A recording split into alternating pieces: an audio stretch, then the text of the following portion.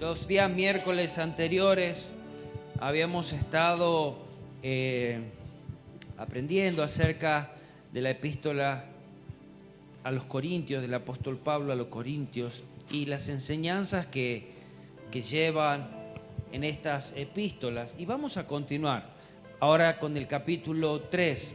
Le invito a que pueda abrir su Biblia allí en el 1 de Corintios capítulo 3. Vamos a leer todo el capítulo y después vamos a rescatar algunos puntos importantes de allí también.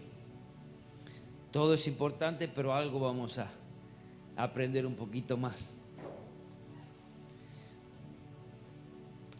En la Reina Valera, el título de este pasaje, de este capítulo, dice colaboradores de Dios. Y dice así el primer versículo: de manera que yo, hermanos, no puedo hablaros como a espirituales, sino como a carnales, como a niños en Cristo. Os di a beber leche y no vianda, porque aún no erais capaces, ni sois capaces todavía, porque aún sois carnales, pues habiendo entre vosotros celos, contiendas y disensiones, ¿no sois carnales y andáis como hombres? Porque diciendo el uno, yo ciertamente soy de Pablo, y el otro, yo soy de Apolo, ¿no sois carnales? ¿Qué pues es Pablo y qué pues es Apolo? Servidores por medio de los cuales habéis creído. Y eso según lo que a cada uno concedió el Señor. Yo planté, Apolo regó, pero el crecimiento lo ha dado Dios. Así que ni el que planta es algo, ni el que riega, sino Dios que da el crecimiento. Y el que planta y el que riega son una misma cosa, aunque cada uno recibirá su recompensa conforme a su labor. Porque nosotros somos colaboradores de Dios, y vosotros sois labranza de Dios, edificio de Dios. Conforme a la gracia de Dios que me ha sido dada, yo como perito arquitecto puse el fundamento y otro edifica encima. Pero cada uno mire cómo sobreedifica, porque nadie puede poner otro fundamento que el que está puesto, el cual es Jesucristo. Y si sobre este fundamento alguno edificare oro, plata, piedra preciosa, madera, heno, hojarasca, la obra de cada uno se hará manifiesta, porque el día la declarará, pues por el fuego será revelada, y la obra de cada uno, cual sea, el fuego la probará. Si permaneciere la obra de alguno que sobreedificó, recibirá recompensa. Si la obra de alguno se quemare, él sufrirá pérdida, si bien él mismo será salvo, aunque sea como por fuego. ¿No sabéis que sois templo de Dios y que el Espíritu de Dios mora en vosotros? Y si alguno destruyere el templo de Dios, Dios le destruirá a él, porque el templo de Dios, el cual sois vosotros, santo es. Nadie os engañe a sí mismo, nadie se engañe a sí mismo. Si alguno entre vosotros se cree sabio en este siglo, hágase ignorante para que llegue a ser sabio. Porque la sabiduría de este mundo es insensatez para con Dios. Pues escrito está, Él prende a los sabios en la astucia de ellos. Y otra vez, el Señor conoce los pensamientos de los sabios, que son vanos. Así que ninguno se gloríe en los hombres, porque todo es vuestro, sea Pablo, sea Apolo, sea Cefas, sea el mundo, sea la vida, sea la muerte, sea lo presente, sea lo porvenir, todo es vuestro. Y vosotros de Cristo, y Cristo de Dios. Pablo, el apóstol Pablo, aquí llama a los corintios niños en su vida cristiana, porque aún no eran espiritualmente saludables y maduros. ¿Por qué? ¿Cuál era la prueba de su niñez espiritual o carnales, lo llama en alguna ocasión también? Porque se comportaban como niños, peleaban como niños. Y estas peleas traían divisiones que aún distraían de aquel objetivo principal. Los cristianos inmaduros se los llama carnales y son controlados por sus propios deseos. Hay muchas veces en eso la efusividad y los actos, todo demuestran la carnalidad. Ahora, el creyente maduro son controlados por Dios. Dice Pablo que él plantó esa semilla del evangelio en los corazones de las personas. Él fue el pionero en esa misión, en ese lugar, y trajo el mensaje de salvación. ¿Qué hizo Apolos? Apolos tenía que continuar haciendo crecer esa semilla. La tarea de Apolo era regar, ayudar a los creyentes a crecer y a crecer fuertes.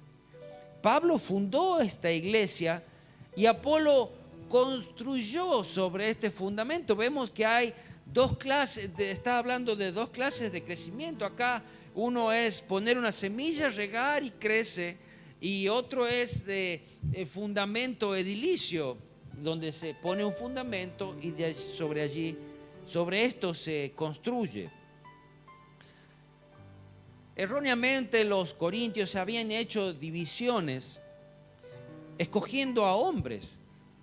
No eran hombres malos, pero el problema era que entre ellos había divisiones a causa, decía, yo soy de Pablo, yo de Apolos, yo de Cefas. Y esto era lo que causaba división en la iglesia. Muchas veces, y me vino esta imagen cuando éramos niños y quizás estábamos en la escuela o jugando entre niños y de pronto, sí, mi papá es más alto, mi papá es más lindo, mi papá es más bueno. Y esa pelea de niños, se notaba que no había madurez. El papá de cada uno era necesario para cada uno.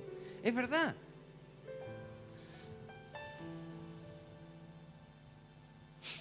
La obra de Dios involucra no a pocos, sino a muchos individuos. La obra de Dios no es solamente de uno, y aquí el apóstol Pablo y aún en los próximos capítulos habla acerca de dones que Dios ha dado, dones, habilidades, y por esto es necesario dentro de un cuerpo, dentro de este cuerpo de Cristo, que es la iglesia. No existe la superestrella para una tarea. No existe, porque de pronto, si usted se da cuenta que funciona una sola parte de ese cuerpo, todo lo demás queda casi inútil. Y ¿sabe? ¿Vieron ustedes aquellas personas discapacitadas? Por ejemplo, que sean discapacitados de la cadera, de la cintura, que tienen que andar en silla de ruedas. ¿Qué es lo que más ellos utilizan? Son los brazos, y de pronto todo lo demás queda inútil, y no es el objetivo de Dios, de que su iglesia sea lisiada, que sea discapacitada, sino que crezca fuerte y en funcionamiento. Tiene distintos miembros con distintas funciones y desarrollan funciones específicas. No podemos ser miembros inútiles. A todos Dios nos dio algo para hacer. ¿Qué es lo que Dios te ha dado a ti? ¿Lo descubriste ya? No podemos ser miembros útiles si nuestro deseo es recibir gloria. No podemos ser miembros útiles si nuestro deseo es recibir aplausos, honores, alabanza delante de los hombres. De pronto ahí nos convertimos en carnales porque buscamos las cosas que el mundo nos da. Esto es lo que busca un famoso. Busca aplauso, busca dinero, busca fama, busca tener más, busca que sea escuchada su música, y no es lo que Cristo quiere para su iglesia. ¿Alguna vez te pusiste a pensar en la gracia y la misericordia de Dios en hacerte parte de su obra? Principalmente en que seas parte de ese cuerpo de Cristo. ese cuerpo de Cristo, esa iglesia que Él va a venir a buscar, pura, santa y sin mancha. Dice en Romanos capítulo 12, versículos 4 y 5, voy a leer. Porque de la manera que en un cuerpo tenemos muchos miembros, pero no todos los miembros tienen la misma función. Así nosotros, siendo muchos, somos un cuerpo en Cristo. Amén. Tiene que ser un solo cuerpo donde hay una sola cabeza, que es Cristo. Dice, somos un cuerpo en Cristo y todos miembros los unos de los otros, donde cada uno necesitamos de la ayuda del otro. Así como funciona nuestro cuerpo. ¿Alguna vez? Y aún, ¿sabe qué? Dios tiene la misericordia de hacernos partes útiles en este cuerpo, ser obreros en este cuerpo y trabajar por Él y para Él. Cada uno debemos entender y tener claro que somos valiosos. Una de las cosas que hace el enemigo es decir, vos no servís para nada. ¿Vos crees que vos servís para algo? Vos no servís para nada. En cierta manera tiene razón, pero por la gracia de Dios somos útiles, somos valiosos. Cuando nosotros ponemos a escuchar la voz del enemigo, que no servís, no, vos no lo podés hacer, vos no estás capacitado, vos no tenés nada. No, sí, Dios ha puesto en nosotros su espíritu y podemos amar, podemos abrazar, podemos compartir de su palabra, podemos servirle, aún muchas veces en la oscuridad donde nadie ve, y allí podemos servirles. Aunque la tarea sea tan insignificante, sabes, Dios la ve. Y es importante en su funcionamiento. Sabes, como decíamos, que la iglesia es como un cuerpo, quizás como nuestro cuerpo. ¿Ha intentado quizás rascarse el oído con el dedo gordo, con el pulgar? Qué difícil se hace, ¿verdad? Entonces, mire la importancia que tiene ese dedito, a su vez de toda la importancia que tiene. Es un ejemplo solamente. El dedo gordo del pie. ¿Sabes que el dedo gordo del pie, si tú lo cortas, pierdes el equilibrio? Pierdes el equilibrio, y el dedo que te ayuda a caminar, te ayuda para el despegue del pie y mantenerte en el equilibrio. Ahora, sí, el dedo gordo, qué importante que es. Y el dedo chiquitito no es solamente para encontrar los muebles en la noche. El dedo chiquitito aporta equilibrio y estabilidad. Pero vos, siendo tan chiquitito, vas a aportar equilibrio y estabilidad. Sí, eso hace el dedo chiquitito.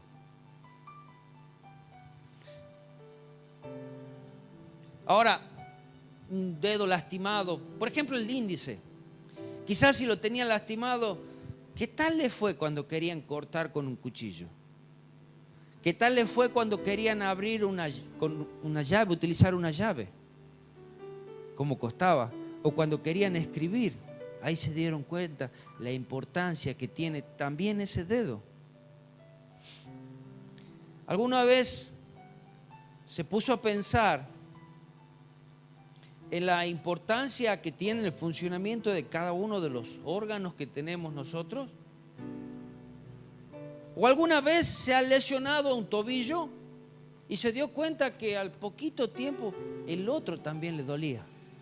Porque ya empezó a trabajar de más, porque ya empezó a trabajar el doble y ya cumplir la función de los dos. Y los órganos que ni los vemos, qué importantes que son. Por ejemplo, muchas veces cuando alguien tiene un accidente, y una de las cosas que más se escucha, se ha lesionado el vaso, está lastimado el vaso, pierde sangre, y de pronto el vaso es un órgano muy pequeño, es una glándula muy pequeña, pero de tan importante y vital dentro del cuerpo, que nosotros pensamos vaso y yo no sé qué me imaginaba. ¿Sabes que el vaso combate infecciones? Regula los líquidos del cuerpo, entre ellos la sangre. Contiene los glóbulos blancos que luchan contra los gérmenes. Destruye las células que se han envejecido y dañado. Por eso tiene tanta importancia. Por eso los médicos tratan de preservarlo. Podríamos perder un riñón, pero perder el vaso es bastante jodido. Puso la vesícula. Cuando a usted de pronto le sacan la vesícula, ya comienza a funcionar o tener un doble funcionamiento el hígado. Ya no puede comer cualquier cosa, ya tiene que cuidarse mucho más, porque si no va a dañar otros órganos. Y cuando fallan más de un órgano, o dos o tres, ya lleva a la muerte. Qué importante que es cada miembro dentro del cuerpo de Cristo. Qué importante que es cada miembro, qué importante es que sea sano, saludable, maduro. Amén. En esta iglesia basada en Jesucristo, cada miembro debería ser maduro espiritualmente, sensible y sano doctrinalmente. La iglesia de Corintio estaba construida con heno, hojarasca y madera, porque el día que sea probada iba a ser quemada. Los miembros eran inmaduros, insensibles a los demás, receptivos de doctrinas erróneas. Se manejaban aún como lo hacían en el mundo, como no lo hacían en el pasado, y así se querían manejar dentro de la iglesia. Así como vemos hoy esas divisiones de los partidos políticos. De pronto, no, yo soy de este partido, yo soy del otro partido, yo soy así o yo soy asá. Causan divisiones. Porque eran inmaduros, por eso tenían tantos problemas en esta iglesia local. Este edificio, la manera segura de la cual era construido, donde la base, donde los cimientos, donde el fundamento es Jesucristo. Y allí nadie lo podía mover. Ahora, esa base, fundamento, nadie la puede mover, pero ¿cómo se construye sobre ella? Se puede construir con materiales como oro, plata, piedras preciosas, o se puede construir con madera, heno o hojarasca. La iglesia debe ser edificada sobre Cristo, no sobre alguna persona o sobre algún principio, es sobre Cristo. Cualquier edificio que se quiera construir aún con altura, debe estar bien las bases, los cimientos. Y de allí en adelante se puede levantar el edificio. Tiene mucho que ver la calidad de los materiales con la cual se construyen. De allí el edificio se va levantando tan fuerte y aún hermoso a la vez. Amén. No hay otro fundamento que no sea Cristo. No son los hombres, no son aquellos que nos llevaron a la iglesia, no son los pastores, no son los maestros. Cristo es el fundamento. De allí todos los demás somos colaboradores. Somos aquellos que ayudamos para que esta obra sea levantada. Dice el versículo 13, la obra de cada uno se hará manifiesta. No dice que la obra de cada uno será aprobada por uno o por otro. No, la obra de cada uno, lo que tú has hecho. Lo que yo hice será aprobado, lo que tú has hecho será aprobado. Porque el día la declarará, pues por el fuego será revelada. Y la obra de cada uno, cual sea el fuego, la probará. ¿Pasará esa prueba? ¿Pasará esa prueba de fuego, como dice acá? Si permaneciere la obra de alguno que sobreedificó, recibirá recompensa. Si esa obra está hecha con materiales que no son inflamables, va a pasar ese fuego, va a pasar esa prueba final y aún recibirá recompensa. Pero dice, Si la obra de alguno se quemare, él sufrirá pérdida, si bien él mismo será salvo, aunque así como por fuego. Quizás es un poquito difícil de entender, pero vamos a tratar de explicarlo.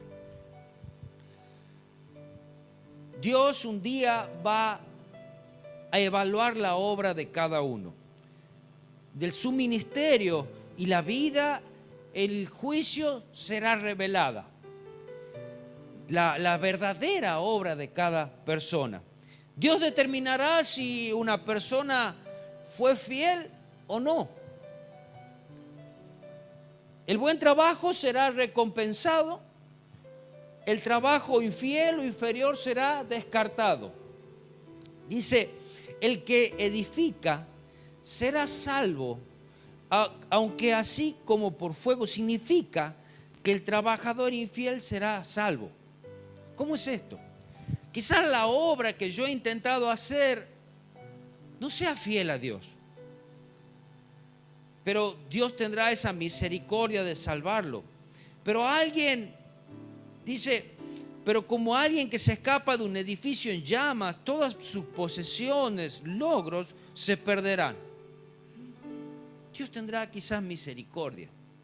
Dice, el obrero cristiano que edificó con material inútil, verá perdido todo ese material, verá también perdida cualquier recompensa.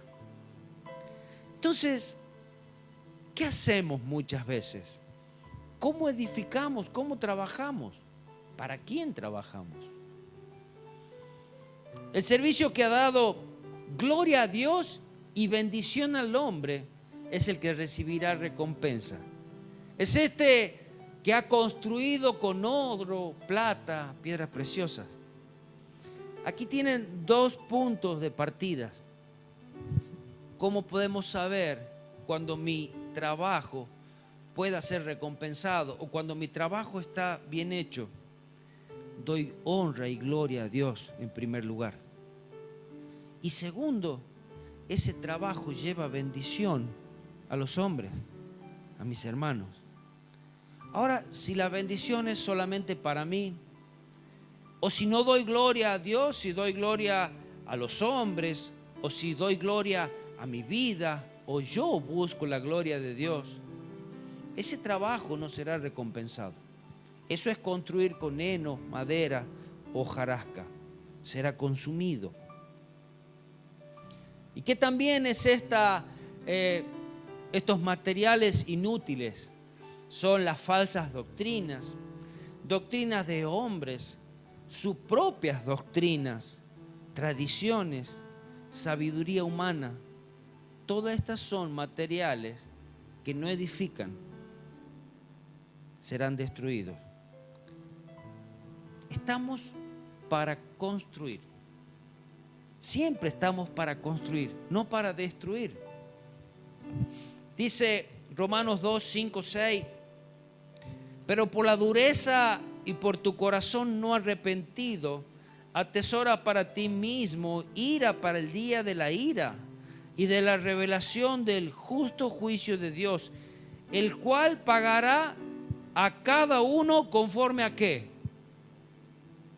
Conforme a sus obras.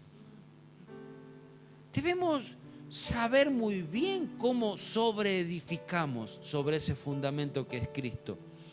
Y muchas veces lo miramos sobre la iglesia y sobre el trabajo que hacemos en servicio a otro, está bien.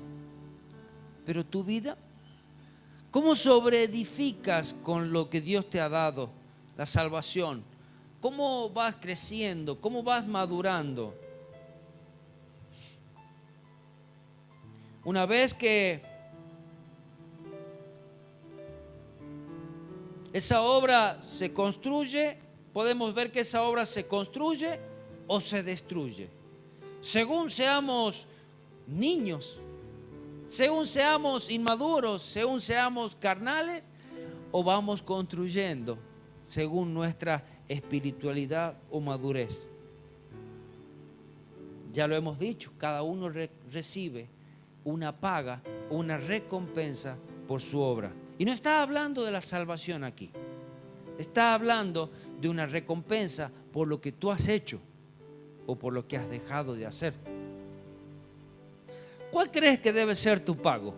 ¿Te has puesto a pensar? Si Dios te dice, se te para delante tuyo y te dice, ¿cuánto te tendría que pagar por lo que has hecho?